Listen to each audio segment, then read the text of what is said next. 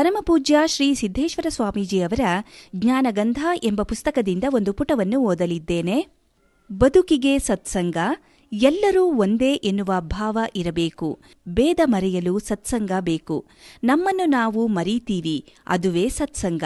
ಸರ್ವೇ ಜನ ಸುಖಿನೋ ಭವಂತು ಎನ್ನುವ ಹಾಗೆ ನಮ್ಮ ಮನಸ್ಸು ಸಂಕುಚಿತ ಭಾವನೆಯನ್ನು ಬಿಟ್ಟು ಎಲ್ಲರಿಗಾಗಿ ವಿಶಾಲವಾಗಿ ಚಿಂತನೆಯನ್ನು ಮಾಡಬೇಕು.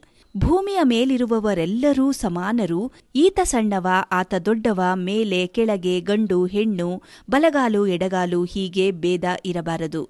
ಅದಕ್ಕಾಗಿ ಆಧ್ಯಾತ್ಮಿಕ ಚಿಂತನೆ, ಸತ್ಸಂಗ ಅವಶ್ಯಕ. ಜಗತ್ತು ನಮ್ಮ ಮನೆ ಎಂದು ಅರಿತು ಎಲ್ಲರೂ ಸುಖವಾಗಿರಬೇಕು. ಅದುವೇ ವಸುದೈವ ಕುಟುಂಬಕಂ. ಬುದ್ಧ, ಬಸವ, ಮಹಾವೀರ, ವ್ಯಾಸ, ವಾಲ್ಮೀಕಿ, ಶಂಕರಾಚಾರ್ಯರು ಹುಟ್ಟಿದಂತಹ ಭಾರತದಲ್ಲಿ ಬಡತನವಿದ್ದರೂ ಸಹ ಶ್ರೀಮಂತವಾದ ಮನಸ್ಸು, ಸುಸಂಸ್ಕೃತತೆ ಹಾಗೂ ಅಂತಃಕರಣಗಳಿಂದ ನಮ್ಮ ದೇಶವನ್ನು ಜಗತ್ತು ಗುರುತಿಸುವಂತಾಗಿದೆ. ಅಂತರಂಗದಲ್ಲಿ ಭಾರತೀಯರು ಬಹುದೊಡ್ಡ ಶ್ರೀಮಂತರು. ಹಚ್ಚ ಹಸಿರು ಪರಿಸರದಂತೆ ನಮ್ಮ ಮನಸ್ಸೂ ಸಹ ಹಸಿರಾಗಿರಬೇಕು. ಸುಂದರ ಬದುಕಿಗೆ ಸತ್ಸಂಗ ಬೇಕು.